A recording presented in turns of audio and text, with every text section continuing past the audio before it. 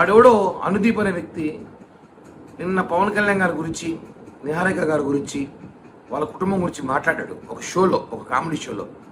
ఇది పద్ధతి కాదురా భయ్, నీ మర్యాద చెప్తున్నాం.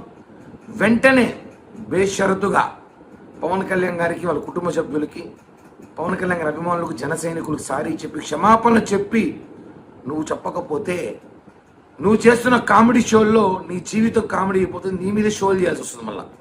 కాబట్టి సీరియస్గా వార్నింగ్ ఇస్తున్నాం. ఇది వార్నింగే. ఎందుకంటే మా నాయకుడు కుటుంబాన్ని విమర్శిస్తే కామెడీలు మేము నీకన్నా బ్రహ్మాండంగా చేపించగలుగుతాం మళ్ళా. కాబట్టి అనుదీప్ అనే వటికలో కట్టికలో ఏదో పేరు వాడికి చెప్తున్నా, మర్యాద చెప్తున్నా. డిపార్ట్మెంట్ కూడా సీరియస్గా యాక్షన్ తీసుకొని ఇలాంటి వాళ్ళు లోపల పెడితే భవిష్యత్తులో పునరావృతం కాదు. ఎందుకంటే ఇలాంటి వాడి వల్లే రేపు ఇంకోటి వస్తాడు. పవన్ కళ్యాణ్ గారనే కాదు, ఇంకా అనేక మంది హీరోలు, నాయకుల గురించి ఇలా వ్యక్తిగత కామెడీలు చేయడం మొదలెడతారు.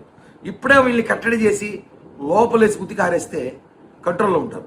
కాబట్టి ఒకటే చెప్తున్నా, ఒక పవన్ కళ్యాణ్ గారి అభిమానిగా, ఆయన అభిమానించే వ్యక్తిగా వెంటనే క్షమాపణ చెప్పకపోతే, అరే అనుదీప్, నీకు జీవితంలో కామెడీ, నా ఒక్క కామెడీ నా జీవితాన్ని కామెడీ చేసేస్తని బాధపడే రోజులు వస్తాయని చెప్పి కూడా తెలియజేస్తున్నాను. జై హింద్.